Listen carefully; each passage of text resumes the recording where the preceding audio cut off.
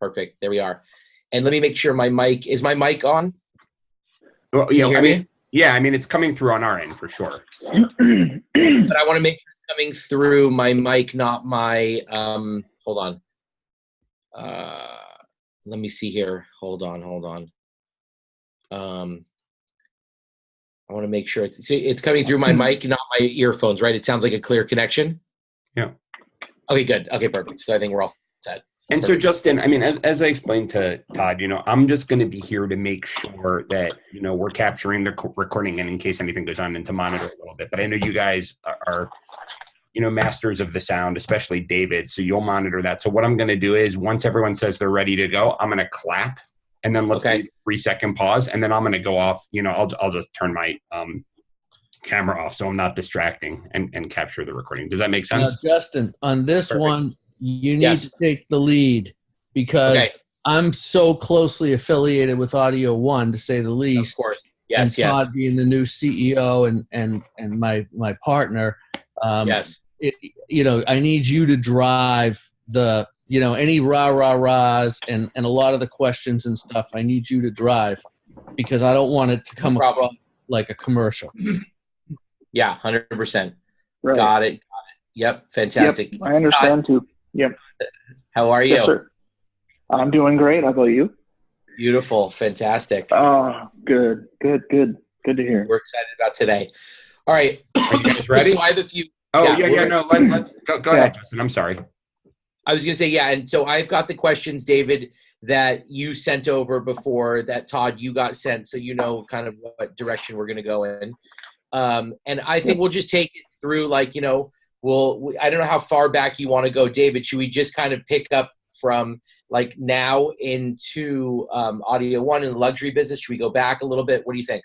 Just, not much on the past. Just we can talk just very briefly, let Todd talk a little bit about his business development career, but just as a transition into the now. But the focus is on the now forward, the luxury market. The luxury market very specifically in the big hubs, which are New York, Beverly Hills, and Miami. And your experience in the real estate world and in the high-end world, and what just all about luxury. Okay, perfect. And then can we talk, do you know what you can and can't talk about past Audio One clients? Is that on the table for discussion? Well, we don't have to use names.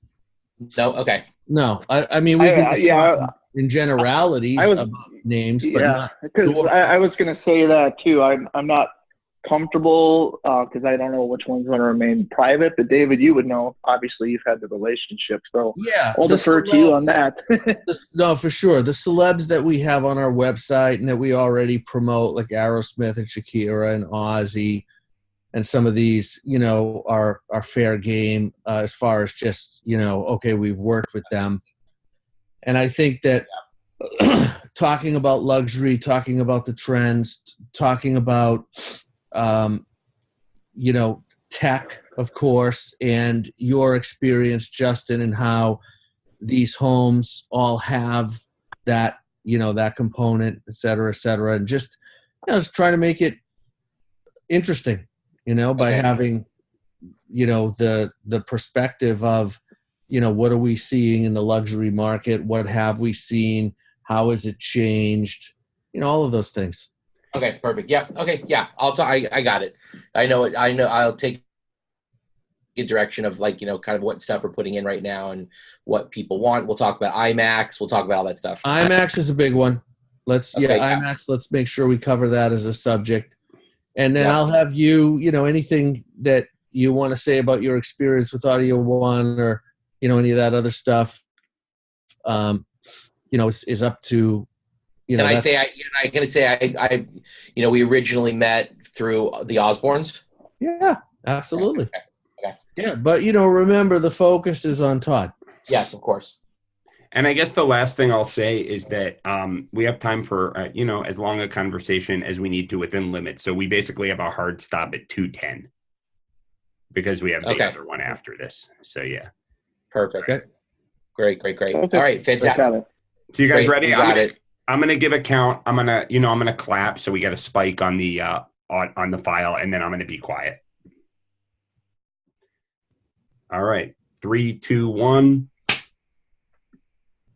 Let's do it.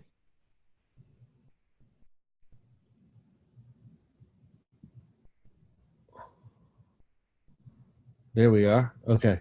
Try it again. Clap. Yeah, let's do it. Let's do a clap. But your video so I can, if I have to give you a cue. All right, cool. Okay. Ready? Ready. Yeah. Welcome to the show, everybody. We got Life with David and Justin, and that's luxury in full effect. And we are going to be taking you down that road of talking the luxury market in terms of audio video. David, how are you today? Doing great, my man. This is it's an exciting day because we couldn't have a subject more near and dear to my heart that's than audio video technology and all of the things that go along with that. And then you add running a business around it and living your passion out. And it's the perfect show. So geeks, tune in. Audio video people, tune in. Anybody who loves technology, big homes, or anything to do with that world, this is for you. Yes, indeed. Okay, so we've got an awesome guest today who I had the pleasure of meeting a few weeks ago. And we've got Todd Hansen from Audio One, the CEO of Audio One. Todd, how you doing? I'm doing great. Hi, guys. Great to have you here. So, yeah. Great to be here. So amazing. So to give you guys a little bit of a background, Audio One is one of the biggest and best in the business AV studio builders, audio video studio builders, home automation, and everything in between. And I'm probably not doing it justice by my intro, and I'm going to have Todd, give you more. But I can't wait to dive into the stories that you guys have from the years and years of doing this, and all the awesome projects and homes that you've done, and kind of what's happening in the luxury market, what people are looking for, what people have, and how over the top it can get. And we're looking to jump into that. So Todd, give me a quick background on Audio One and what the scope of what you guys do and some of the clientele and stuff like that. Sure. Thanks, Justin. So over the 2 decades, we've been a leader, a very large and awarded AV firm in the U.S. We also do work across the world. We're headquartered down in Dania Beach, Florida, near Miami. And that's where our headquarters are, but we go everywhere. That's one of the benefits of being in the luxury market, and with the clientele we have is they tend to have multiple homes all over the world. But where we really stand out is, we provide the turnkey systems that people need, and we do everything from the inception to the design, the engineering, the installation, from start to finish, where they truly get a customized experience. We're not a cookie cutter AV company with just a few product offerings. We truly focus on the most complicated systems that are out there, and we actually enjoy being on the forefront of technology, to the point where technology companies reach out to us for our input when they are designing new products to come to market. And and our goal is to make those most complicated and sophisticated systems the easiest in the world to use from anywhere in the world. So our clients could literally be in London and control their home here in Miami. So amazing. So give me a, because I know, there's a lot of companies out there, but I know you guys customize things. I've been in many of the homes that you guys have done, and just give me a little bit of like, what's the norm now for these, say, 10 million plus homes, systems that you're putting in? Like, what kind of things do everyone want, from the lighting to the movie theaters? Like what is the going thing that everyone wants? Yes, well, we've really seen the industry change from people wanting technology to realizing they need it, especially in the larger homes that you mentioned. And what we're finding is our clients really enjoy the way we sit down with them and we're able to see what's important to them.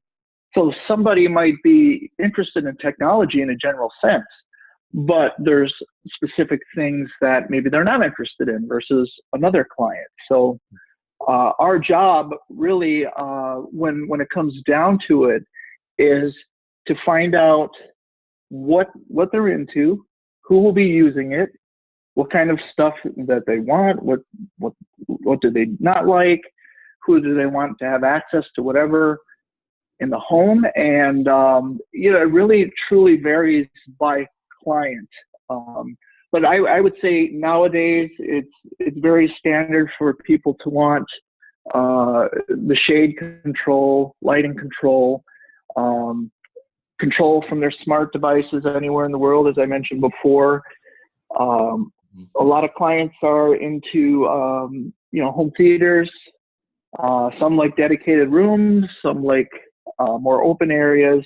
Some even like to do IMAX theaters. We're actually one of the few companies that are able to do private IMAX theaters in people's homes. So really, wow, we tend to run into we tend to run into everything, like at all levels. And but when you're talking 10,000 square feet and up, which is a very common client for us, really they like to bring us on to do everything top to bottom. Most want the latest, the greatest.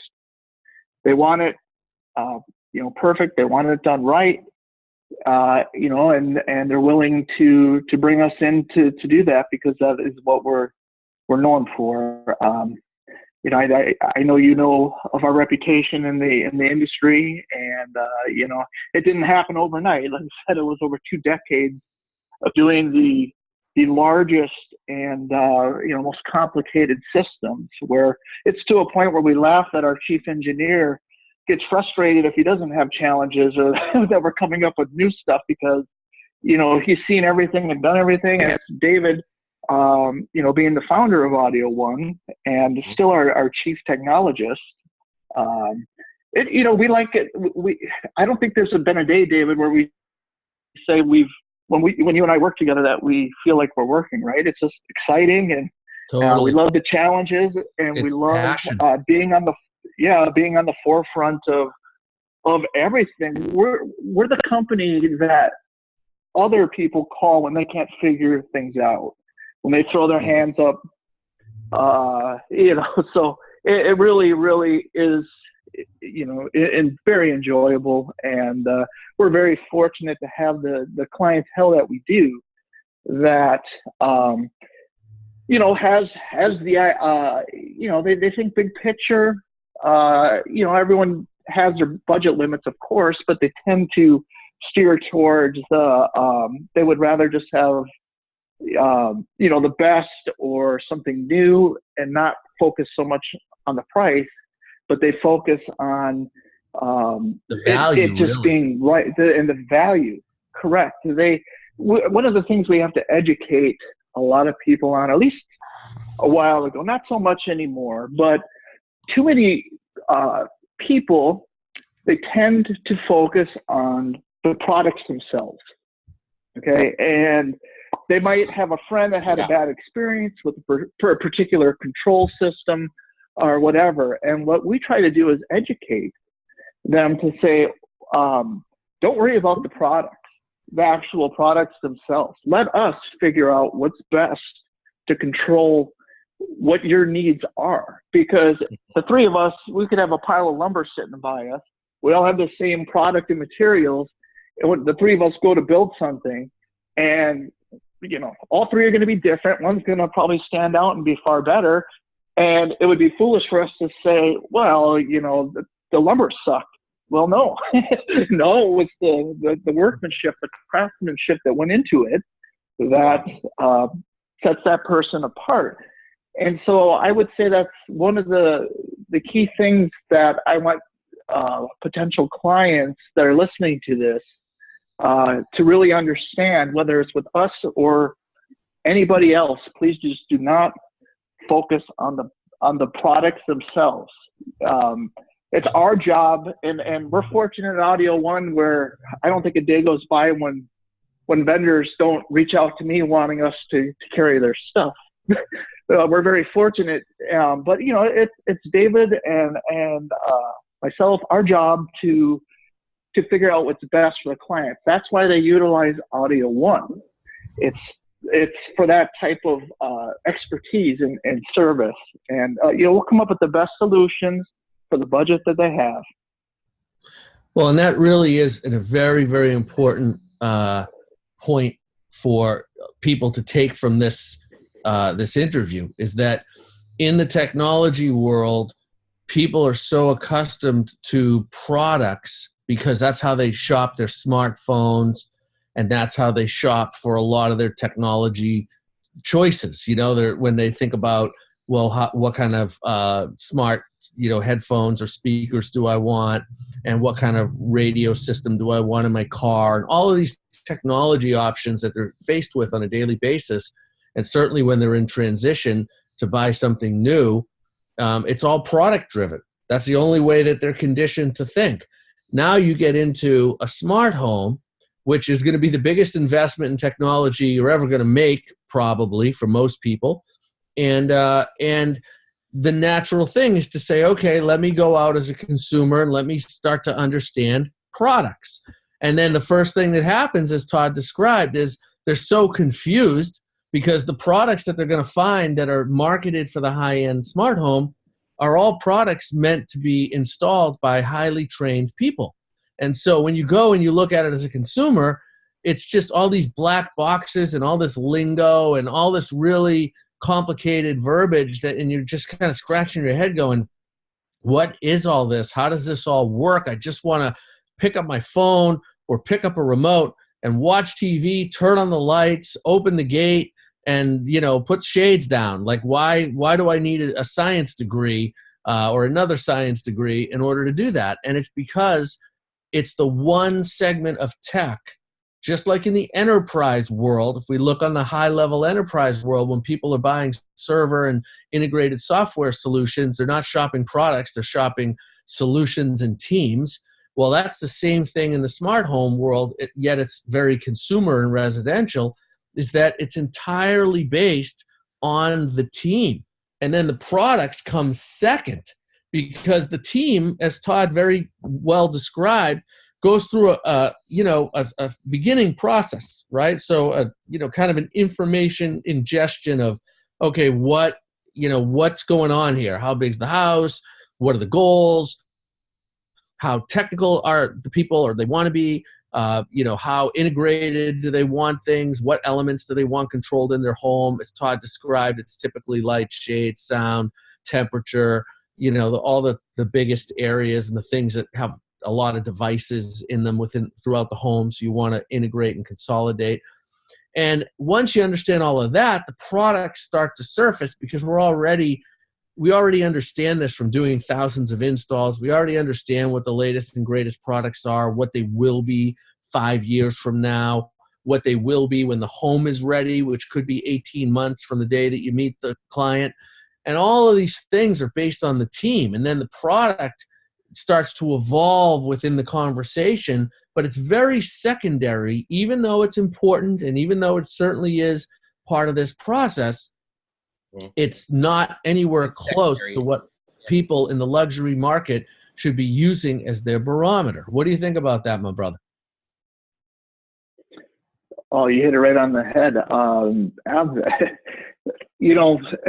Audio One, we take great pride in the things that I've mentioned, and we take great pride in the clientele that we have, because, to be quite frank, there isn't a lot of companies that are in our space that are able to enjoy the same benefits that we do and with the clients that we have. And so we just ultimately want the best for them. And, the luxury market.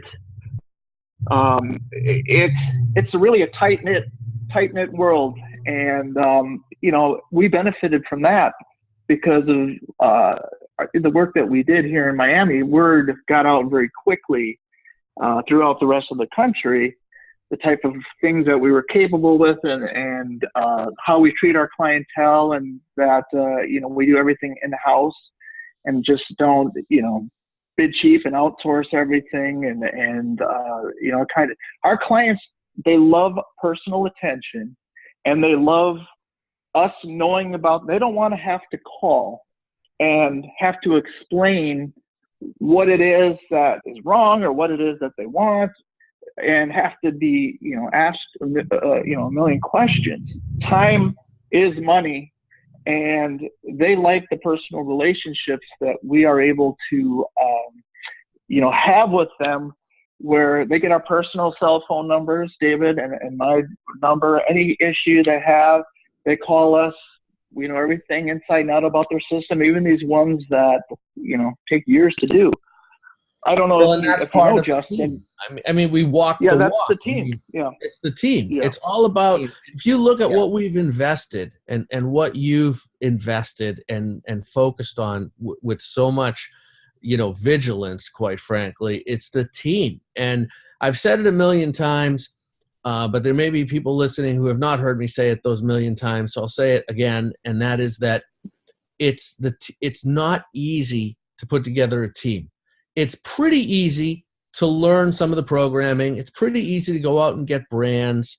There's a lot of things that aren't so complicated, but to put a world-class team together, keep them together, grow them, train them, nurture them, improve upon each individual member and the continuity among the team, those are huge challenges in this space. And Audio One, on now what's over 25 years, has always been out front on that. And Justin, you've been around for a good portion of those years, so you can speak to that firsthand. Sure. as a non-member of Audio One.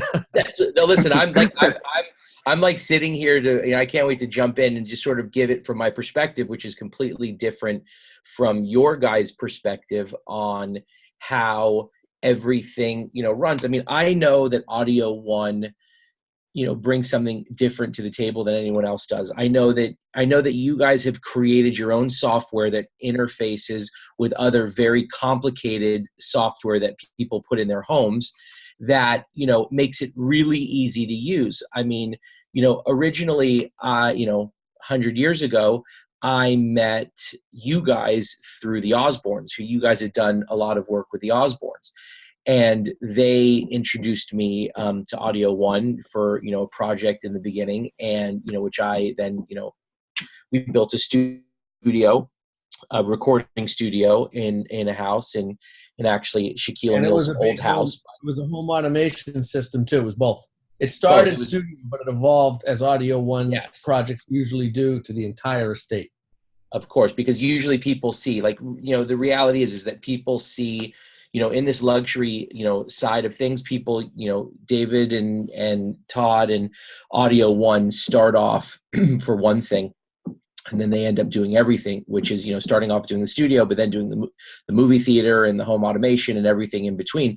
But I know as well, because Audio One has a amazing way of communicating to the clients, and the clients communicating to Audio One, and to make everything easy.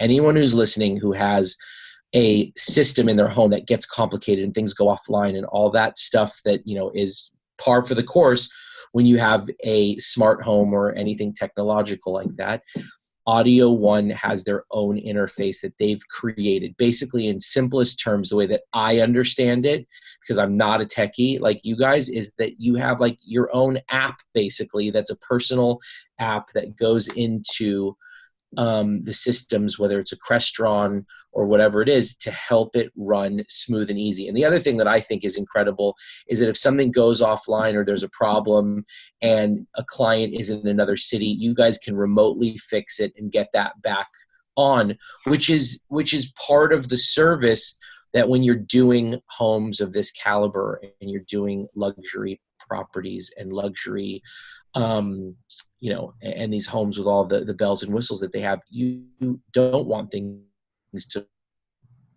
work in real time because you've spent, you know, a good amount of money on them, and you want them to be in working order.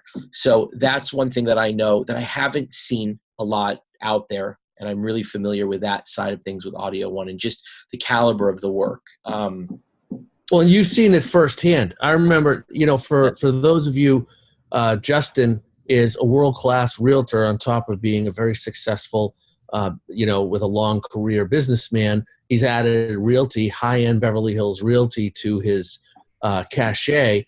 And you had a client who Audio One had done a system for, and you were doing a showing, and something went offline that needed a reboot, and you made a phone call, and within 3 minutes it was rebooted, and the house went from having an issue to being perfect, and the entire process from discovering it to solving it was less than 5 minutes.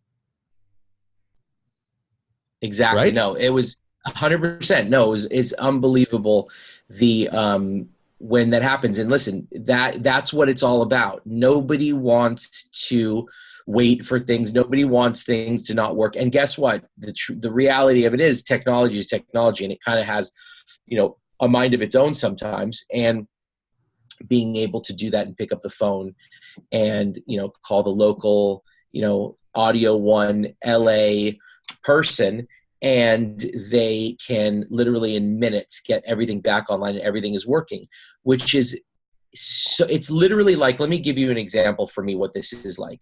This is the difference from technology before we had like the Apple Genius store, and you can literally go and you can get things fixed and talk to someone who knows what they're talking about, when in the past you couldn't. And most of the times these home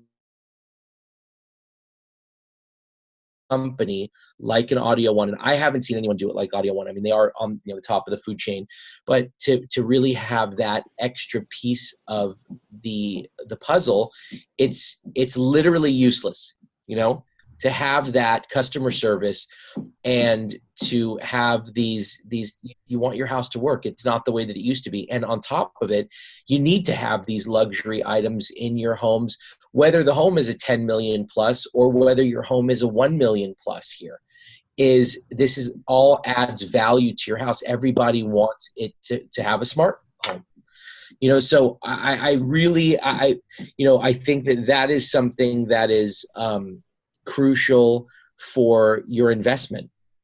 So, you know, well, and also I think that we, you know, when we talk about, since this show is all about luxury, and Audio One, the company and its philosophy is all based around that segment very specifically and solely, you know, it's worth just the educational component of technology at the smart home level, is that there's a lot of what you call DIY, do it yourself. And the Apple Store, Samsung Smart Things, Google, you know, a lot of the Amazon components, those are all do-it-yourself. You figure out what you need. Chances are you're in a fairly confined space, and you set it up yourself, has a quick tutorial, does a couple of dedicated functions, and that's that. We're talking the other end of the spectrum, right? So if a Toyota gets you from A to B and it's perfectly fine, our clients are driving Bentleys and Lamborghinis and, you know, much higher end cars. They still go from A to B, but they have very specific tastes. They have the means to get whatever tastes that they're into. If they're really into sports cars, they're going to have, you know, really amazing sports cars. If they're, you know, if they're not really into cars, they're going to have more functional cars, but they're still going to be very safe, reliable, high-end brands. And those are the tastes, and that's the segment that these clients are in. So the audio video smart home follows that, because a lot of people don't realize that it is as segmented as the car industry, where it's really, you know, the car industry's been around long enough and does so much marketing, and it's so common that everybody understands the difference in price between a Rolls Royce and, you know, a Ford, you know, entry-level, you know, two-door car. And so in the smart home world, it's not as deep in terms of the education and the reach and the mainstream understanding of it. So right off the bat, people can think, oh, well, you know, how come I can spend 10 grand in this little apartment and get some cool features, but a smart home is many times that? Because it's the same thing as, you know, I remember years and years and years ago, a very famous celebrity, we were doing their home, and the first thing that I saw the pricing for in the home was her master closet. And I looked at the guy who was doing it, who we were all kind of working together, because they were not only doing the trade, was not only doing the closet, but was doing woodwork all over the house. And the closet was almost $1 million. And I looked at him and I just said, I've never seen anything like that. Like, that's incredible. Like, how do you even spend that much? And he just looks at me and goes, David, it's the same exact concept of what you do with AV. Where, you know, when you have very particular tastes as a client and you have priorities in terms of what you want in your space and you're not limited by budget, we got to this number between the square footage, the types of materials they wanted, the customization, the craftsmanship, the timelines it was going to take. You know, there were pieces of coral being used that someone had to go 3,000 feet into the ocean and chip off and then bring back up and then implement into the closet. I mean, like, my head was going to explode. And that was a one closet in one home, but it just serves as an example that in the luxury market, people want what they want, and you can't make comparisons between the non-luxury market, where it's cookie cutter, as Todd very accurately said, and the highly customized market, where we're literally sitting with clients anywhere up to months before final decisions are even made on what we're going to put in the design. Forget about running a wire or hanging a TV or things that could happen a year or two from now. We're talking about just how we get the proper design for them so that the rest of their life in this home is really amazing. And as the technology changes, their home doesn't have to get ripped up to make those changes. We just have to, we had enough foresight to say, okay, 10 years from now, here's where the technology will be, and here's all we'll have to do to adapt to it, and your home will function as if we built it from day one 10 years from now. So there's so much that goes into it. Yeah, no, so listen, so that side, go ahead, Todd. I was going to say, and what I really like about our industry and how it relates to, you know, the luxury market, is if you look at the luxury market, you know, there's different reasons why certain individuals gravitate towards luxury products. And for some, you know, they view luxury as kind of a reflective of their success.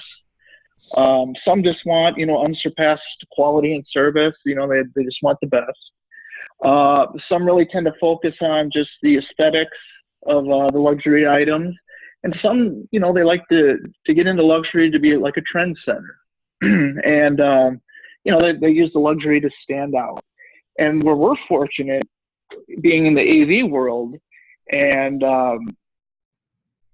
we're very fortunate because we check all those boxes. I mean, we literally can cater to all those different personality types because we are completely custom, and ultimately are able to provide whatever it is that they want. Big idea or small idea, you know, something that they're familiar with, something completely new that they're not. We enjoy the educational part of it. And that's why I think our particular company is so blessed to be in the luxury market, because we can cover all aspects of it. And you know, and millennials too, they tend to be into technology. And I read a recent study that they make up 30% of the luxury market right now. And they like to use the luxury items sort of as like a self-expression, if you will, to signify you know, who they are. And what's great about us is we can give them something that nobody else has. You know, they're only limited by their imagination. And right. So we really enjoy that part. So Justin, are you seeing that out in Beverly Hills? Are you seeing that? Are you seeing the millennial crowd yet, or is it still a little older? Well, I mean, you know, really yes, the answer is yes. I mean, mostly I deal with a little bit of an older clientele because just we're dealing with high-end homes, high net worth. But you know what? Yes, the millennials definitely, it's their nature. It's like, it's to have the technical stuff and to have all the gadgets and stuff and have everything kind of speak to each other. Yes, they're definitely into that. And I think really, I think that the millennials are taking their stuff mobile with them, and then they want to bring that mobile aspect home to be able to have their smartphone integrated, turn the music on and do all that stuff and have it hooked up to the speakers and everything.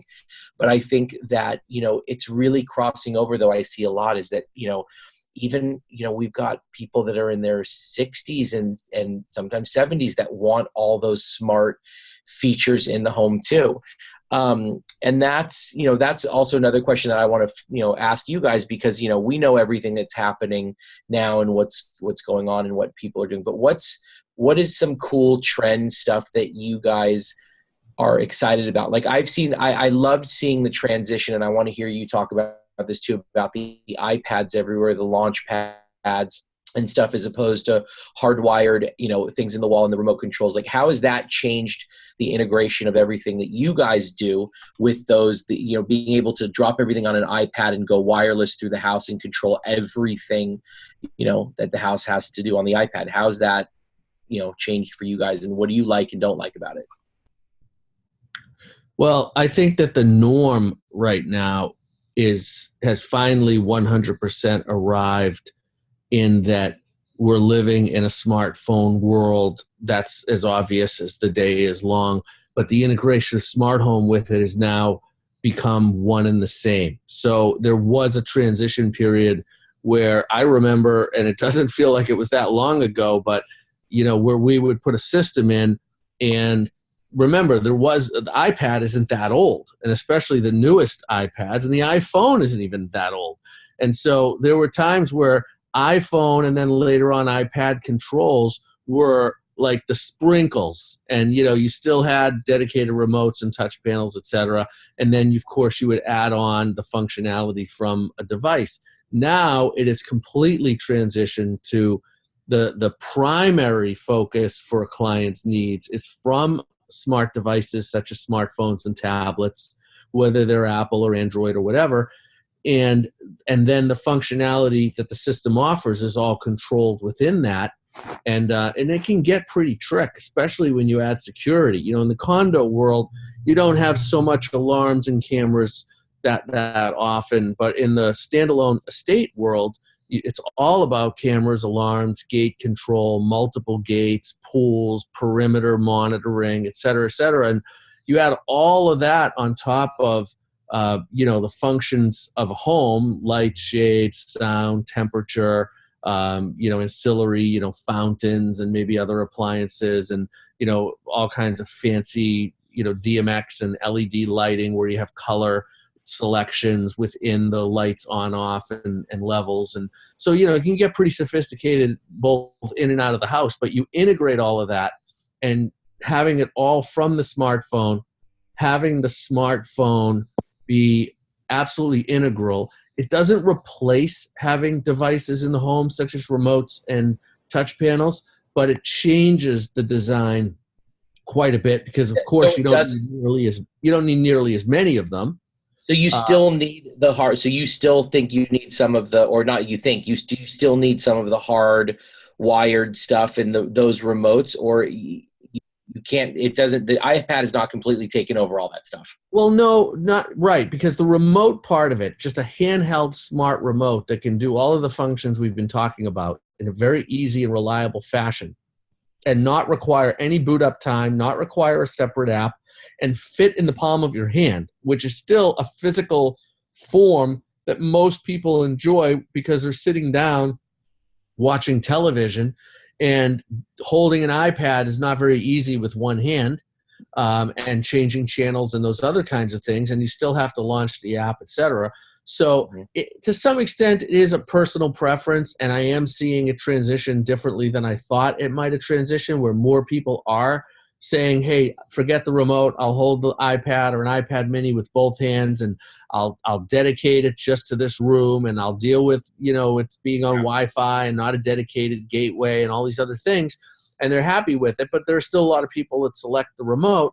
It's primarily in television rooms. If you don't have a television in the room, then 95% of the people are selecting a tablet to control it and not a dedicated device from a manufacturer. And I know, Todd, we're seeing that every day.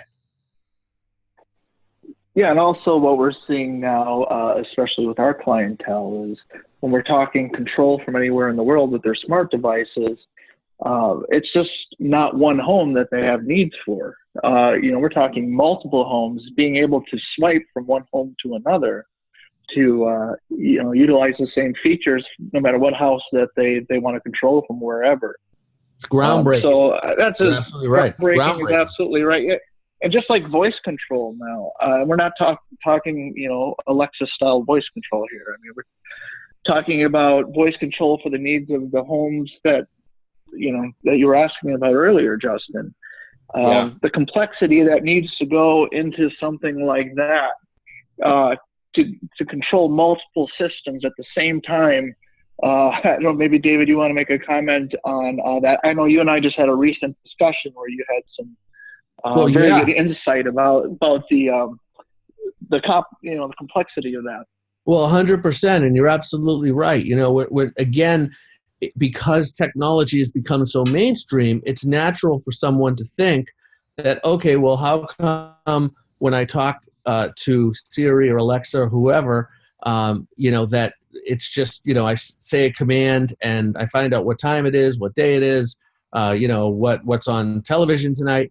But as soon as you get into the homes that we're describing in the luxury market and you've got much more sophisticated environments, voice control becomes a lot more complicated to get right, because now really if you're going to use it, you want to be able to say, open the shades in the great room, open the front left gate, turn the temperature in the living room up to 72 and turn all the sound off in the east wing right now. And, think about that. What I just said, you could do with button presses, but to do it over voice, there isn't any mainstream technology that can do that right now with any kind of reliability. But there is a high-end, very specifically developed voice technology called Josh AI that is entirely built for the smart home, where it actually can understand multiple commands and very sophisticated strings of actionable items you want to happen. And it's really, next-gen stuff. It's really only applicable in the kind of environments we're describing because it's overkill for a smaller space where you can use it, do it yourself. But for, custom luxury spaces for people that want voice control, there's finally a solution coming and it's being developed. It's still new, but yeah, I mean, that's something that's definitely on the bleeding edge, and that's definitely something we're going to see more and more integrated. If we look at the iPhone integration and the acceptance curve over the last 6 years, say, it started out with a rumble and now it's a roar, and this is now the beginning of that curve for voice control. I mean, I can only imagine, because already right now I'm a big fan of Alexa. I don't know if you guys are too, but I love my Alexa, and I literally have it hooked up to everything that it can be hooked up to, from lights to television. And it works great now, just sort of with my own little, I can't imagine, a bigger version of that with the Josh AI that you were talking about. So let me ask you, how far-fetched are some of the things that we see in the movies, like Iron Man, how they have the homes done? Like, how have you seen anything that you are like, oh yeah, it's coming along? I mean, how realistic is all that stuff in the near future? Extremely. I mean, Audio One finished what's being called the largest AV smart home residential integration in the world. In Naples, Florida is where the home is. And it's absolutely extraordinary. And the numbers and the stats on what's going on in this home as far as a smart home don't even sound real, like just dozens and dozens of thermostats and over 100 cameras and the types of cameras with radar and the ability for the camera to do a heat map of a car that pulls up and see if there's a weapon in the car, and if there is, reference a current database to see what weapon it is and then report that to the homeowner. I mean, it just on and on and on and on, and dozens of very sophisticated elements, thousands of zones of lights and multicolored lights, and hundreds of zones of audio, and it just goes on and on and on. It's very Iron Man. Wow. So that's realistic. The stuff that we see is real. The stuff that what? The stuff that we're seeing in the films is there's a reality to that stuff. I mean, eventually. Well, yeah, and now it's at the very highest end, and the person who has this system we're describing has the imagination and the means to realize it, and a home big enough to realize it. It's a very specific client, right? I mean, we see clients that have a garage that has 25 amazing sports cars in it, and you look at it and you go, oh my God, like this is the most over-the-top thing you could ever imagine. It's millions and millions of dollars just to buy them, then all the money to store them, then all the money to maintain them, and on and on and on. But that's their passion, and that's where they want to spend their money. It's their right to live the life they want to live, of course, and indulge how and where when they want to. And there are other clients that would do that with AV. And this particular client we're talking about in Naples has the interest. He has a few cars, 2 or 3. He could have anything he wants, but he has 2 or 3. They're very, very nice. But his focus is in technology and really having this incredible smart home. And he's just very, very passionate about it. And it really speaks to the type of company we are, because, you look at Todd Hansen, who we have on the show today, CEO of Audio One. It's one of the most passionate AV professionals and experts I've ever met in my life. Besides everything that he knows and everything that he does and steering a company at this level, it's the passion, it's the drive, it's the interest in what all of this technology can really accomplish and how it can deliver the dreams and the ideas of luxury-minded clients. That's really the fuel here. Yes, thank you, David. And like I said, I don't feel like I've worked a day in my life doing this. It does not seem like work. It's amazing. I feel like I almost feel like I hit the lottery. I am so fortunate and so thankful for my working relationship with David. He, like I said, he founded Audio One around 25 years ago, and the fact that he and I have become so close and the ideal business partners. I mean, we make such a good team with my strengths, not only in the AV world, but in business acquisitions. My background is with the private equity company and business growth and stuff. We're reviewing this as Audio One version 2.0. And right. we're going to be making even a bigger impact on the world here very shortly. And but thank you for the kind words, David. I can't say enough good things. His knowledge is second to none. Like I said, show me a competitor of ours that actually comes to someone like they do David Frangione for advice in putting, I believe IMAX is one of them. Advice in developing these systems. Well, it's true. Well, thank you for that. But Justin, you remember IMAX because I got called by IMAX really kind of out of the blue sky, and it was like just they had an idea that they wanted to take the IMAX brand that was in 100% commercial based. You went to a theater, it was an IMAX theater. You bought an IMAX ticket, you watched an IMAX movie. And they said, we want to take that experience and we want to bring it into what we're going to call IMAX private theaters, and we're going to duplicate it in the home. Mm-hmm. And that's where it started, and that was about 6 or 7 years ago. And then it evolved, and people turned over at IMAX. The concept turned over 2 or 3 times. The space considerations changed. I remember one time I was having a meeting. And I don't remember, Justin, if you were there or not, but if you weren't there exactly at that moment, you were there right after the meeting, because you and I were together that day. It was at the Beverly Hills Hotel at the Polo Lounge, and I'm sitting at this meeting, and the IMAX, at that time, it's not the current IMAX team, but this was earlier days IMAX, we're meeting, and they're saying to me, you come very highly recommended, and we're so thrilled with all the feedback you're giving us and everything else. And we're sitting in the Polo Lounge, and Steve Wynn walks in.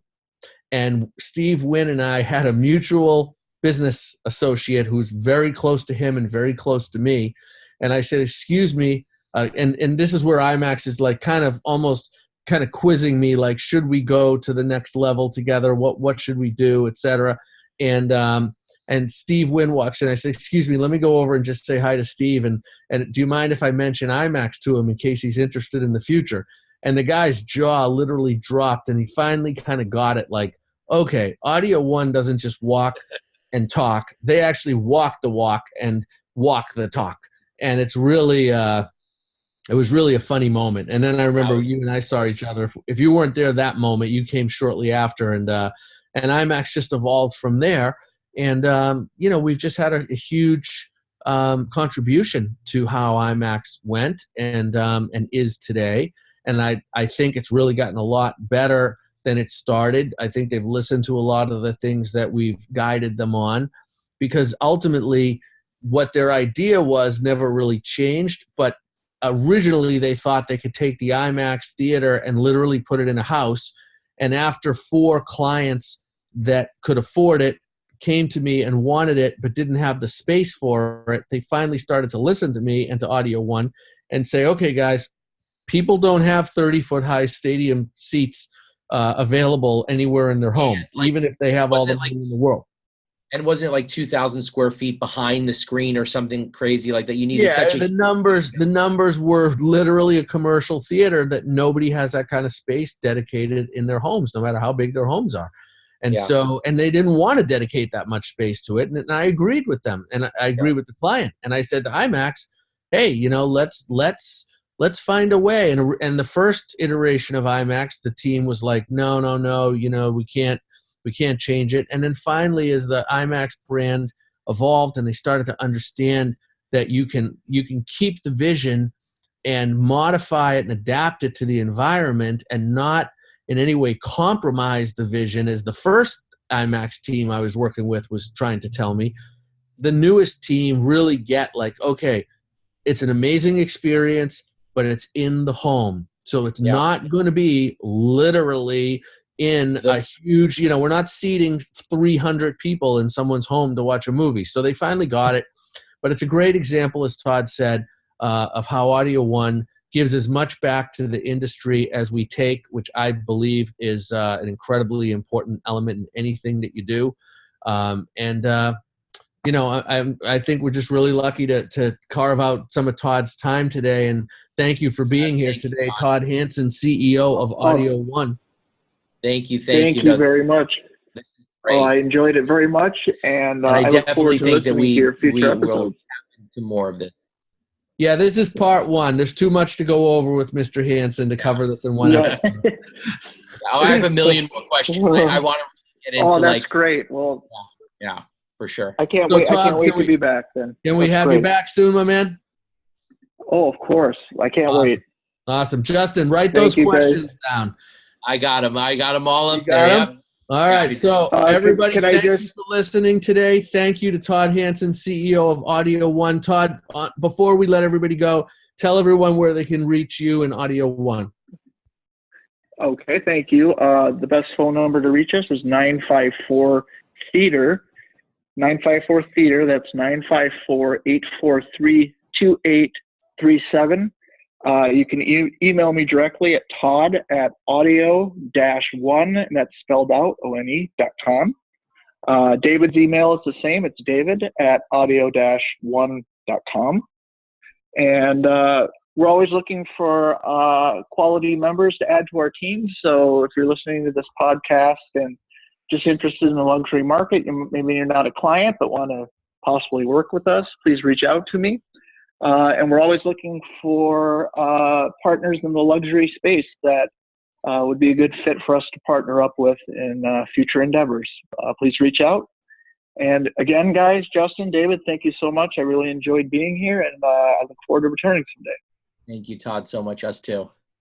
Awesome. Right. Thank you, guys. You've been listening to David and Justin on Life, L-I-F-E. Luxury in full effect. You know it. All right, guys. Thank you so much. We'll see you soon. Thank you. Good? In the can? Yeah. Got it. Perfect. All right, so we're all together. Were you guys getting a lot of pauses and delays too? Yeah. I was hearing like those like the internet was cutting out for a second. Yeah. Typically what happens when that's the case, it does catch up behind the scenes and it's just in the headphones. If that's not what happened, we'll go back and we can't fix it in editing, we'll go back and patch it up. Okay. Perfect. Yeah. As long I figured, because it's funny, every time David, you would pause, like it would pause for like 3 seconds, but it would catch up and you would talk faster. So obviously Zoom has got some kind of something where they even it out. So I end up hearing everything you said, but it was just pause. That's crazy. Like, and mouse for like a second. Yeah. And I'm pointing to you when I do that. That's you take it. Yes. And I did that, right? You got me. I got it on that one. Yes. Yeah. You got it. Yeah. Yeah, it's good that you figured that out, because when I did a podcast, we would do that too. We would raise our hands, so that's good. Yeah, no, we got to have a way so you know who the lines are throwing to. Right. Yeah, for sure. That's why I like the video, even when I'm recovering from a pain in the back. Yeah, exactly. So now this next one is just the two of you, correct? Correct. Okay. So, you know what? Let's just keep it on the same file to avoid the aggravation, and I'll just mark the time code. Perfect. Okay. So David, what's the focus on this one? We just us like doing some B-roll? Yeah. I think today I think we do a proper show and we talk about, I think we talk about how we got to today. I think we make this episode 1. Okay. And we talk about meeting each other and what our goals are, what you do day to day, what I do day to day. And how we see the market and what stories and interesting things we can share with people. Just try to make it entertaining. Now, one thing you can do, it's easy for us. Just set up a mic at the Polo Lounge, and it's the normal David and Justin dinner as always. That's what I'm hoping this is. So one thing you can do, just in case, I don't know if Billy went over this with you, but a trick is that if you are worried that the internet is jerking, because usually it catches up, but sometimes the internet, whatever, there are too many people online or whatever. It's always okay to pause and then restart over. You know what I mean? Because then if there is a mistake, we can edit it more clearly without bringing you back. Same thing for any, like, if you want to rephrase something, I wouldn't go crazy with that because it's better to be in the flow. But if you really screwed up your words, it's okay to pause and start over, Okay. All right, cool. Perfect. So I'm going to give it. Okay. Oh yeah, go ahead, Justin. Wait, real quick. When you say pause, do you mean like actually say, guys, hold on 1 second, and then just we pause it and stop the whole thing for a second? You is that what you mean by pause? When you say pause it? Yeah, you can do that. So in other words, I mean that's in some ways the best way, because then we know. But I mean you can even and when I'm when I'm recording videos, so you can just do it like that, and we'll take the best take, or you can say, "Oh no, I messed up. Hold on." Got it. Okay. And guys, real quick, I'm just gonna switch I'm on 2G right now. I just look because I'm on Wi-Fi right now. I'm gonna switch over to the 5G. I don't think it's gonna lose our connection because I did this before. But hold on 1 second. Yeah, it is a little jerkier than usual, so I don't know why. Okay, I'm back. You guys there? Yeah. Okay, good. I think it might be a little bit better. Okay. Okay. So let's just take it, and we're doing a full segment, David, you and I, and we'll just start. We'll just start from where it all started. All right, cool. So I'm going to do the same. I'm going to, clap, give it like 5 seconds, and then just start. Okay. Okay. Perfect. Okay. Ready, David? I'm ready. Awesome. Welcome, everybody. This is... No, what? Sorry, Michael, what? Give me 5 seconds after the clap. That way. Sorry. Okay, 5 seconds. Okay, sorry.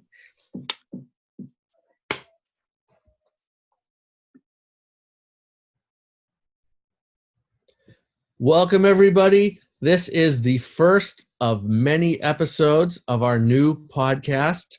Hopefully won't be new for long. David and Justin, Life, L-I-F-E. Luxury in full effect. Hello, everybody. This is Justin. And this is David.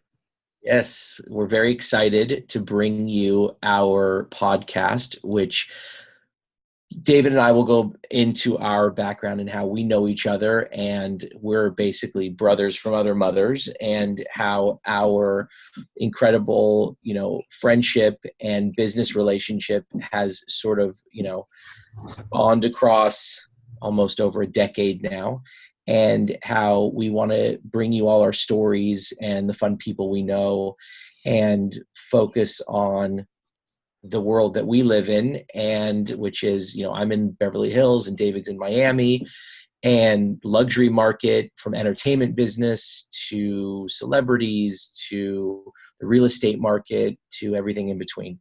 So we're super excited to bring you our journey and share all of this with you. So I can tell you that I met Justin over 15 years ago. And or approximately 15 years ago, I guess would be very accurate. And we met because I was working with the Osbournes, and I first met Justin's mom, and a wonderful, amazing person who I love dearly, Frankie. And she and I hit it off, and she was at the Osbournes. She's friends with Sharon, and I was there working, and we just got talking, and she was there enough, and I was there enough that eventually we just formed just great communication and what I call a friendship. And then she said to me, I'm having a meeting on a new project, nothing to do with the Osbournes. And I would like you to be a part of this project that she had going. And I'm going to invite my son and some of the trades who are going to be involved in this. And let's see how this team is going to come together in this. So I go to her living room, which, to her home for this meeting. And I'm sitting there, and all the trades are there, and she's there, and everybody's there, and we're getting ready to start the meeting. And then, like, the door opens, and all of a sudden this presence walks through the door. And when I say presence, I mean that in both senses of actual being a present, as it turns out, as well as having this charisma that was second to none. And he comes in, and by the way, I am very heterosexual, so let's just get that out of the way.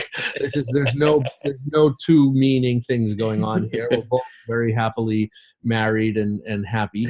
And so, two women, and so he walks in, and it's just like what a guy!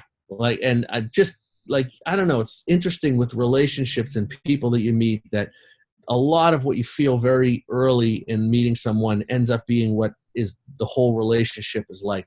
And so we meet, and I just am blown away by this person, Justin, Frankie's son, and on so many levels. And we just became fast friends, and soon after that, inseparable brothers. I have an older brother who I'm close to, but not super close to, only because being 3 years older, and he's a doctor and very scientific, he was never into music and the arts to the level that I am.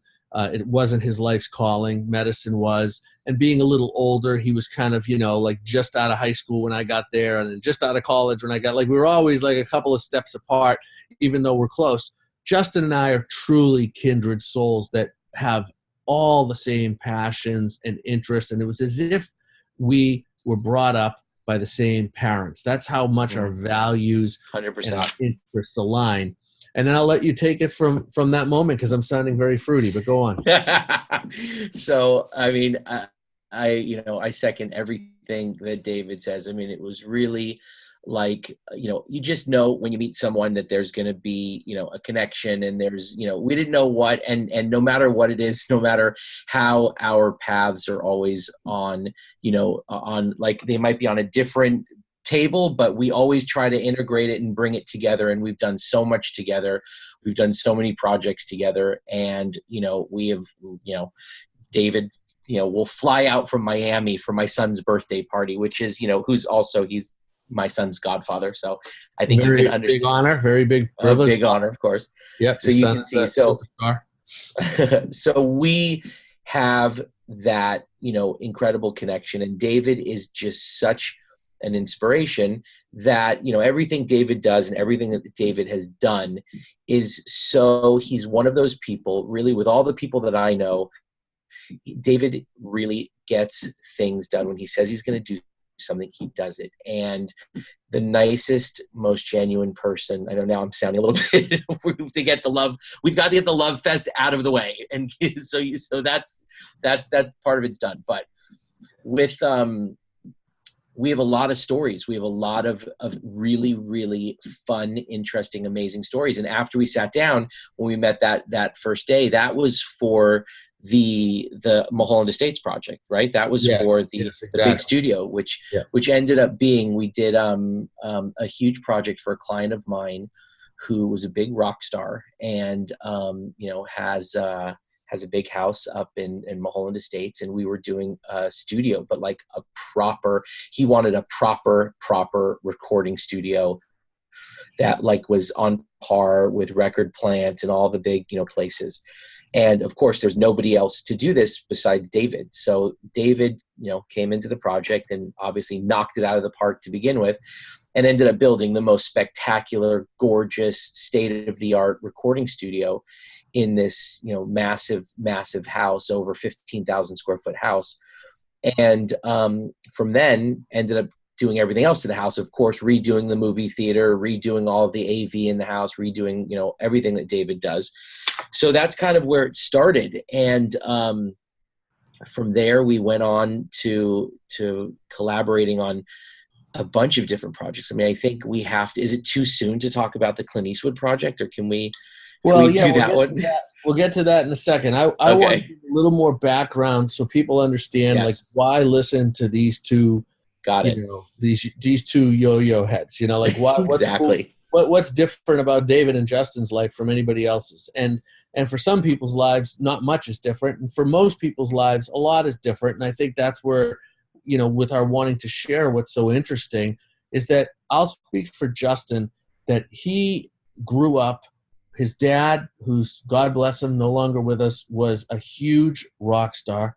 His mom was in the rock and roll world, which is how how she and her husband at the time met. She was working for Brian Epstein of the Beatles, and then went on from London, of course, and then went on and worked with Yes and, Trevor Horn, and, just like huge stars that she was an integral behind the scenes person with.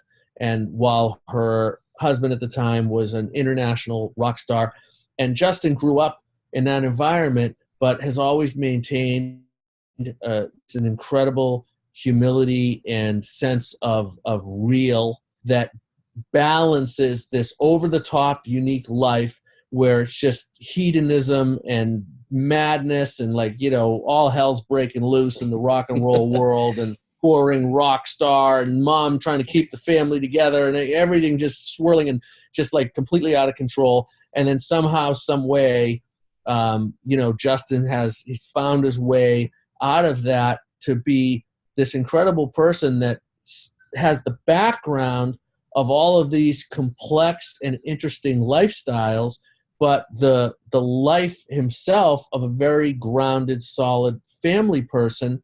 And even to this day is in the midst of the madness all the time, because whether he's doing business deals with rock stars in Mulholland Estates, or whether he's doing $30 million homes, luxury deals in Beverly Hills and around, it all has the same dynamic. It's very interesting people, most cases very eccentric, and not your average person by any means, and incredible challenges and stories that you see on TV. And I mean, it's like literally, I feel like your life in so many ways is just like a TV show without cameras. I feel the same way too sometimes, but no, it's true. I mean, it's, you know, having that background, and I definitely credit my mom for being, you know, a very strong, very, you know, opinionated, and keep the reins tight. And, you know, from being raised in that environment to then, you know, doing my own stint of the music business as a singer, as a solo artist, which was, you know, kind of an offshoot from what my dad, you know, visiting my dad and doing that, and him kind of getting me into some stuff, and then me kind of going off on my own accord, having 2 record deals, and recording, and, you know, going around the world working with every producer and having that whole lifestyle, to then, you know, getting caught up in the music business, the business side of it, where record labels are changing and presidents are getting fired and this, that, and the other, and everything in between. And you kind of get caught up in that, and it becomes something different. And this was, by the way, completely different time. When I had my record deals, there was no YouTube, there was no social media, there was nothing. So it was internet? Really yeah, of course there was internet, because this was all around, I would say, this was around 98, 97, 98. Very and then early started internet. That's like very early. Yeah, So it was nobody had it. I mean, I remember having web TV. Do you remember web TV? That was like, and it was a dial-up modem. It used the telephone line. Oh, it was like and you ridiculous. Hope nobody called in if the line had call waiting, or it'd knock you off the internet. Exactly. And I remember your story, which, if we're in that time frame now, you know, you lived with, which is now, you know, such a common story for the almost hitting stardom people of that time, where you lived where you almost got added to Kiss, and because there was an admin change, tell everybody what happened with that, because that's kind of like your classic, like, why did this person make it and why did this person not make it? And it wasn't. I mean, it was, so we had everything done, and we had, you know, the single ready to go, and we were just literally being added to the rotation in on Kiss FM, which is in LA. By the way, let me add, means that you're about to break, because that's like that's the American Idol of that day. Yes. So it was like once you're on that rotation, it's game over. So we were added. Everything was great. The head of the station at the time, the programmer, it was all a done deal. And it was just the program director. Yes. And literally within weeks of this being, you know, decided, I think Clear Channel came in and bought the station. And every single person there was new, and everything was being turned around, and everything was a very, very corporate, you know, kind of situation, where Kiss FM in Los Angeles was like the biggest at the time. So it was like a timing thing, you know, it was all a timing thing. And I have 20 other stories like that of, you know, just sort of, you know, a day late and a dollar short of, you know, things happening. But I think it all happens for a reason. Everything is for a reason. And I wouldn't be here today where I am. And who knows if I would, you know, you never know with the sliding doors, you know, my wife and my son, and, you know, all those different, you know, elements that you look at, which is something that I love to thank God about, you know, that you are on the path that you're on, because everything is completely meant to be. No regrets, and just great experiences and great journey, you know, to get to where I'm at right now. But yes, it was about to be there. And I think that, and they changed when Clear Channel bought it, the PD was let go, and the slate of ads that included your single were canned. Yep. Everything was canned. Yep. That was it. On to the next. Yeah, I know. You must have been, I mean, devastated would be an understatement, right? It was surreal, because it was like, you know, you're already banking on this, you know, in your brain, you're like, okay, so this is happening, and then this and this, and then we have to do this, and just everything, the rug gets pulled. I mean, and there was a couple times that had happened as well.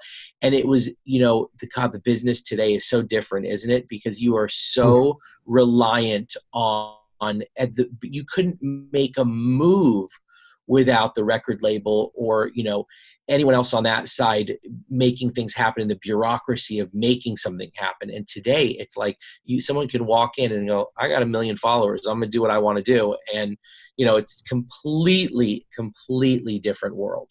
Completely. Well, that's for sure. I mean, there's no comparison. And one of the greatest things about the world we're in today for music is the opportunity, as you described, where someone with their own followers has a lot more say in the matter. Whereas the music business for so many years was 100% corporate based. You know, what the corporate said was all that happened, and until you were able to establish an enormous fan base and have some autonomy, you know, you were at their mercy, and especially a new artist. And of course, that's always going to exist to some extent because they're still corporate entities, whether they're social media entities, whether they're record labels, whether they're management companies, or all of them. Mm-hmm.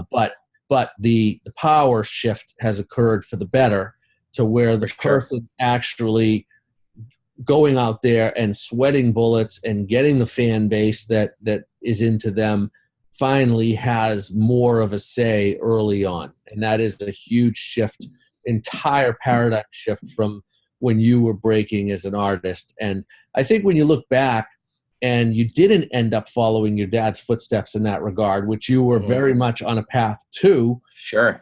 You know, isn't it amazing how something that could have those many lessons in it and that much disappointment could be that big of a blessing? I mean, it's really ironic. Yeah, no, I think 100%. And I think that it helped me a lot because after that, I got into more behind the scenes, into management, into production and stuff.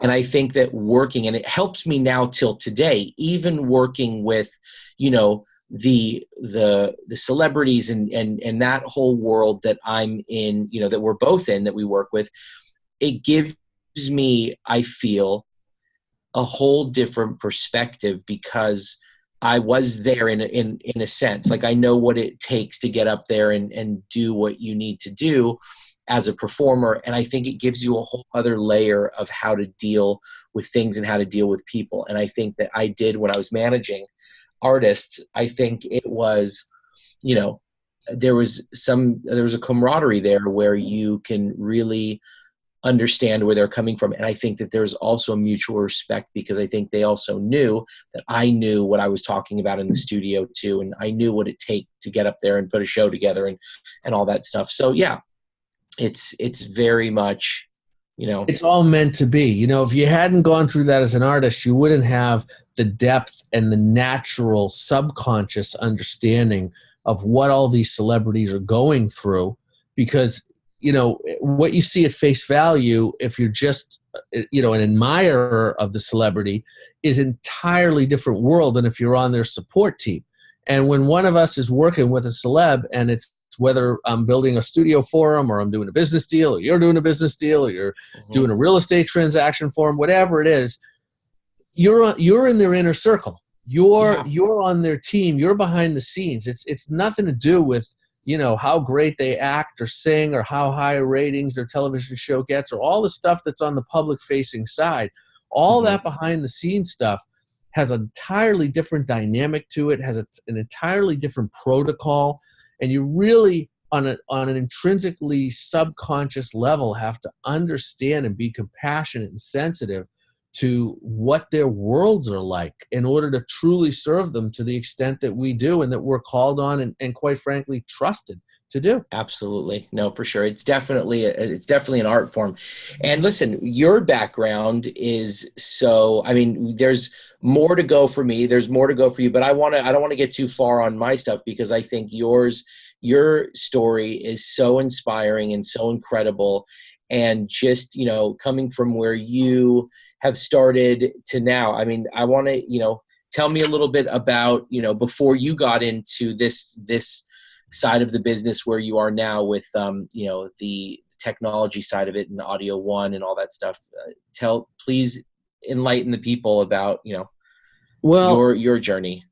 It started with playing the drums before I was 2 years old. And what ended up happening, I didn't even know I was playing the drums that early. Of course, no one, I believe, has memories that early. But I saw pictures years ago of myself crawling through a bass drum head and playing drums at less than 2 years old. I was like 18, 19 months old. Wow. What happened at 2, as I was apparently playing, is I ended up being diagnosed with retinoblastoma, which is cancer of the eye. And as a result, they had to remove my right eye. Being blind in my right eye and having a physical deformity simultaneously had a very big trauma on my childhood, some of which I'm still trying to sort out to this day.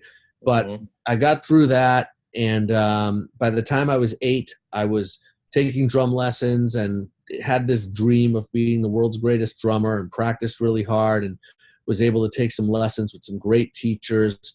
And by the time I was 16, I'd already played hundreds of gigs, and was out there just thinking to myself, hey, I'm going to get out of high school and I'm going to be the world's greatest drummer. And what ended up happening is I got out of high school and I ended up in my pursuit of being a well-rounded drummer. Now we're in the mid-'80s. I'm finding technology as a component of understanding drumming. And in that pursuit, I ended up falling in love with technology as much or more than I had with the drums. And I realized, like, wow, all of these dreams and goals I have as a drummer are much more realized, and it became much more apparent to me if I did them in the technology world, which I was highly passionate about. I'd already learned how to play the drums, read music. I played with a symphony, and I played with rock bands and jazz bands, and like had all this experience and very deep musical background even at that age. But now technology was calling on me. And because I chose technology as my pursuit and my passion, I started a MIDI consulting business, 1-800-345-MIDI in Boston. And because I chose all that, I ended up working with so many artists that were idols of mine who had drummers. So if I had stayed as a drummer, I wouldn't have worked with any of them, chances are. Maybe one if I was lucky, but probably none. And as a technologist, I was able to work with, Aerosmith and, Elton John and Bryan Adams and Ricky Martin and Ringo Starr and Styx and Journey and Cher and all of these amazing artists that, really made my dreams come true. I always had a philosophy that you got to have hard work. You've got to, I've always been over the top on my work ethic. Didn't take a vacation for over 30 years. And just really got from my parents, as you talked about your mom, Frankie, my mom, Rita, was just as big of an influence and just as strong of a presence and a force in giving me the values and the work ethic and the tools to say, hey, you come from nothing right now. But I was living in Boston very, very modestly. And but that doesn't mean you have to stay with nothing. If you work really hard, you follow your dreams, and you have the passion, you can get somewhere. So I started with no connections, like the opposite of your upbringing, right? You're like born into rock royalty, and then you have to kind of unwind your way out of it. And I'm born into nothing to do with rock and music and like blue collar, salt of the earth parents. And but we both had one big thing in common, which was we had the love of our family from day one. 100%. And then that helped me build it up. And by the time I was in my early 20s and I was working full-time for Aerosmith and starting Audio One and learning about business, learning about the music business, learning about how to scale and grow a business, learning to be better at my trade, understanding and following and leading even on some things in the technology, production, engineering, and studio spaces. Then brought the consumer world into my offerings at Audio One, because originally we were all pro, and then we decided to add home theater and home automation, and then built that up and built ProToolsTraining.com, and then built IDA, Inspire and Develop Artists, which is all access IDA right now. And we do very, very high level artist development one-on-one with certain types of artists. And it's just been, a heck of a ride between all of the different areas that I've been able to make a living in and all of the different clients and experiences that I've had the privilege of working with, because these people really are different. Yeah. It's a good different, but it's very, very different. When you're spending every day with Steven Tyler and Joe Perry or Ozzy and Sharon or whoever you have the privilege of working with that day or that year or that time, it's not the same as just, most people's days. Let's put it that way. And I hope we can share with all of our listeners some of the cool experiences and also answer questions for people where if, they want to know anything from, hey, what's it like to do that? Or how have you survived successfully for so many years? What are some of the founding principles and concepts that have gone into our day-to-day routines that have kept us on the cutting edge and kept us with this clientele? Because look, I didn't realize over the years how special having these clients really is for that period of time until I saw all of the competitors out there where I went, wait a second, these people do like one project for someone and then they never work for anybody again. And then I realized, oh, okay, there's a real methodology to why these clients stay with us for 20, 30 years, why they tell their friends about us, and why we have that level of work. And I want us to share that with people and help people who have like-minded goals accomplish the same thing if they want to. Absolutely. And something just occurred to me as well. First of all, I think that something that you and I have never talked about this before, and I think so interesting right now as we're just discussing all this. I think you and I are both equally right and left brain. And that, I think, is what has, because I was thinking, there's a lot of people that have been in a similar position as you, a very talented musician, and then going on to doing stuff in the studios. But what separates you from the rest, that you've become so successful and everything that you touch literally turns to gold, and your level of professionalism is on par with, it's A-list. And I just thought, I think with the two of us is what we are able to bring to the table is we're equally right and left brain. We're artists and we understand the business side of it too. And I think that is what has really helped both of us, and we have that in common. And that's why you and I understand each other so well too. No, it makes perfect sense. And I think you're right. I think we're able to complement each other. And I think we're able to fill the areas where we don't naturally have our go-to and our strong suits, where we complement that with each other. Absolutely. I appreciate the kind words. I wish everything I touch turned to gold. It's not quite that great, but pretty close. Well, I think it's been a lot of hard work and being consistent. I think that anybody can start a business and kind of have a big roar and a big push because there's so much energy and so much momentum when you're starting, and anybody you talk to, it's like your first time and it's fresh, and it's not as hard as people think to get going. What's really challenging is, a quarter of the way up the mountain. And now your adrenaline's kind of leveled off, and you still got a long way to go, but you're getting a little tired, and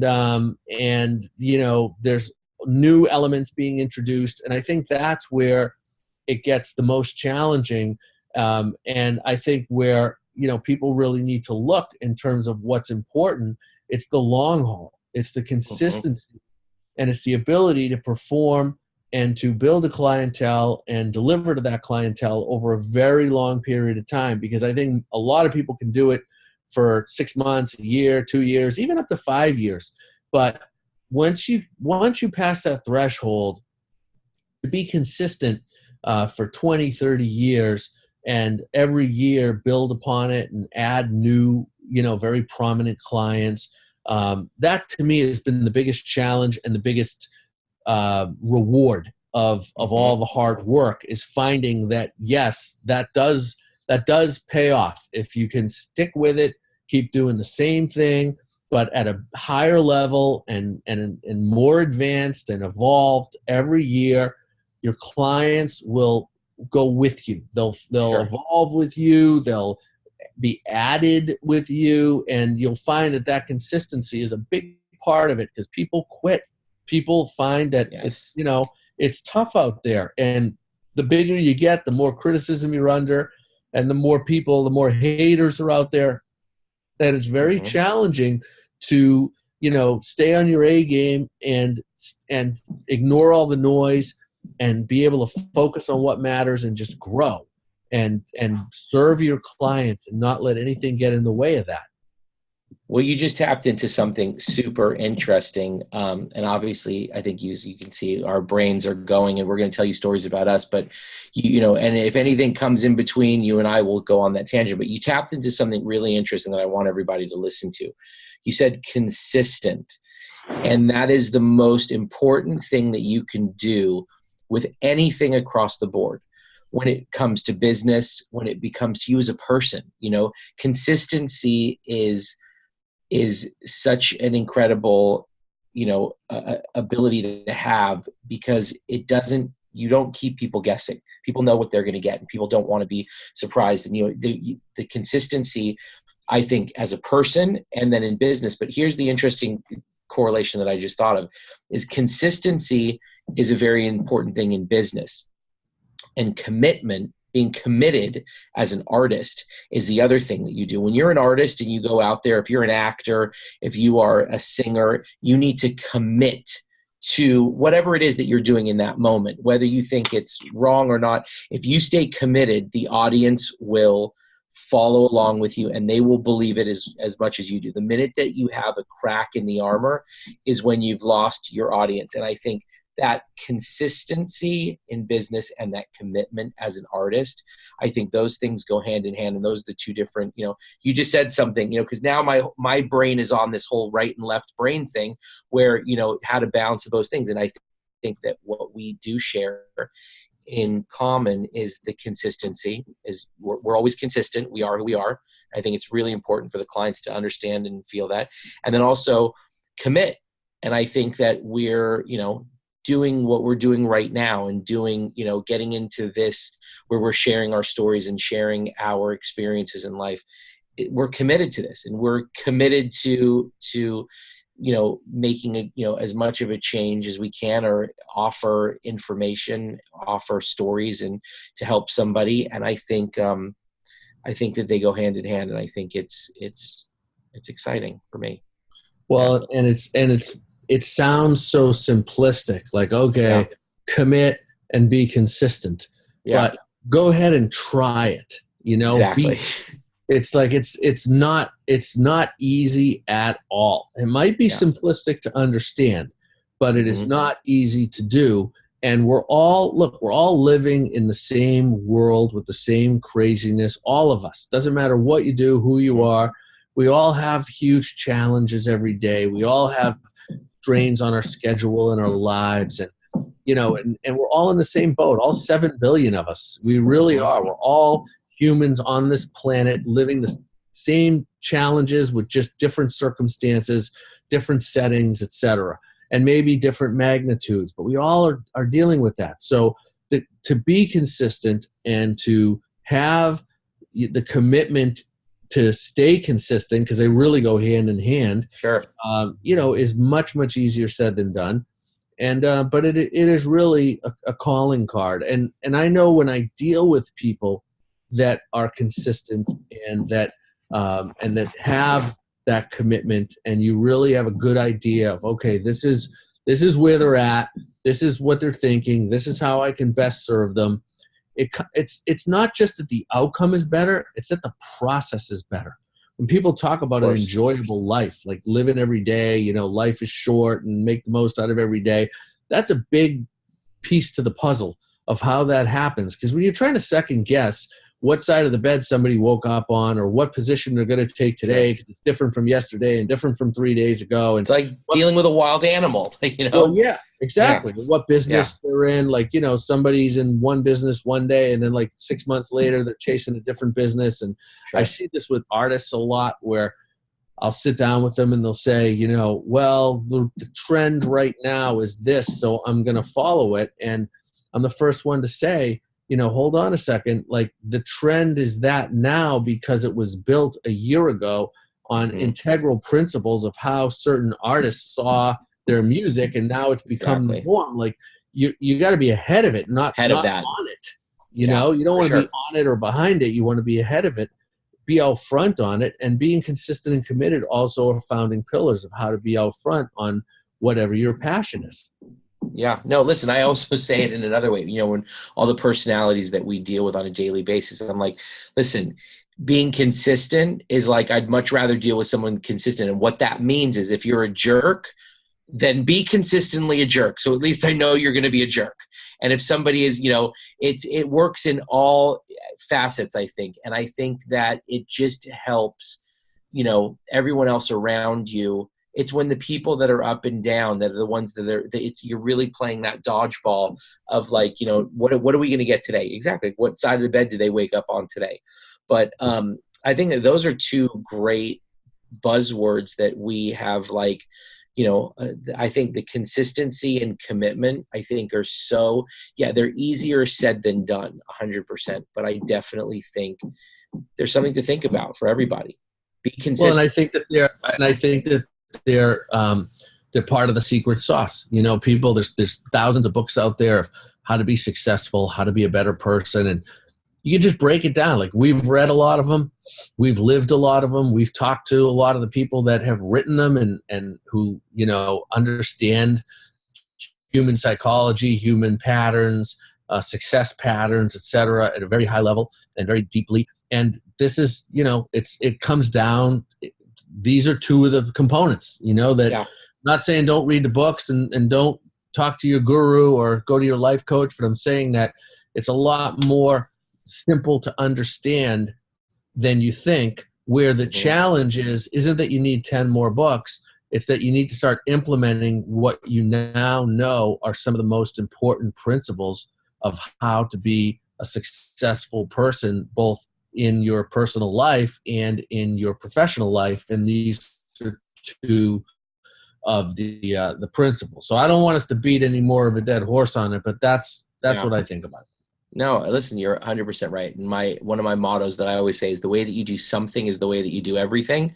And so I think that is an important thing for everyone to look at too. But no, I think we're going to have a lot more conversation about this and sort of how it pertains to getting to where you want to go. Philosophies. Life philosophies. Yeah, for sure. Right. Absolutely. And look, we're still working hard every day, trying to get ahead, trying to, you know, evolve our careers, be better at what we do in our personal and professional lives. There's no top of the mountain. You know, there's no point at which you've arrived and it's like, okay, I'm there and everything's accomplished and I know it all and I've done it all and I've been it all. It's like, forget it. It's like every day is a journey that you just, you know, even if you reach a mountaintop, all it does is reveal another one, you know, that you just couldn't see because it was being blocked by the first one you were climbing. Of course. But as soon as you get to the top of it, all you have to see isn't, you know, oh my goodness, like what an accomplishment. It's like, oh my God, now look, there's 15 other mountains I see now that I have to climb one after the other, because you can't climb more than one at a time. And that's really, you know, as we're living our journey like that and sharing it with everybody, you know, we hope that there's a lot for people to gain, because if you can save time and you can have a good time, you know, doing it, then that's really what it's all about. And that's what I hope that, you know, be Life with David and Justin will bring to our listeners.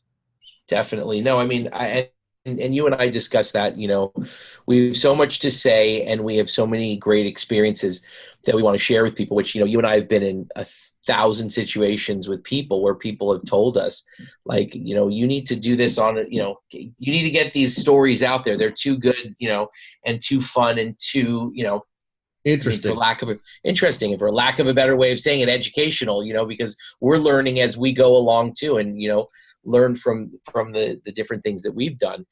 But, you know, I think our concept of this podcast, I think, you know, it's life, L-I-F-E, luxury in full effect. But I also think it's a play on words, because I think it is life with David and Justin.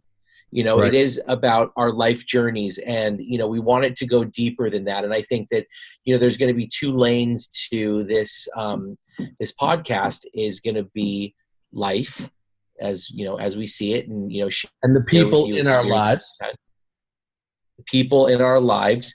And then also, listen, we talk about what we do. We're in this business. We're in the luxury business. We live in that world, and it's a fascinating and interesting world. And I think that there's a lot to discuss and a lot of interesting people that we can interview and pick their brains on how they got to where they are, and also incorporate our stories, which I think, you know, is interesting in some degree. So I hope so. I think so for sure. And it's an exciting time right now, because it's exciting because right now we feel like the world is not so consistent, and we're kind of settling into what is going to happen next. And I think, you know, with how far people have come emotionally and how far we've, you know, the studies about behavior and personalities and how it affects business, and how it affects trends, and how it affects everything in between, is something that I love exploring. I'm super fascinated by it. I'm super fascinated how people's brains work, and people's brains are working differently today than they did 30 years ago. And how does that affect everything from trends, business, the way people live, the way people act, the way people are, you know, hopefully being, you know, taking more accountability for their actions, and everything in between. So I think it all correlates to, you know, to each other. I think that with life and emotions and people and business and everything, I think that's what I'm excited about, is crossing those lines with what we're doing in this podcast, and how we bring it to you. And I'm excited about it. You know, I think that every day is truly an adventure. Some days a little more adventurous than others, and some days a little more adventurous than we even had planned or wanted. But the fact is that, you know, it's a different world, and to share it and have people share and see our perspectives is can only really be done at a time like this, with podcasts like this. I mean, when we started our careers, you had the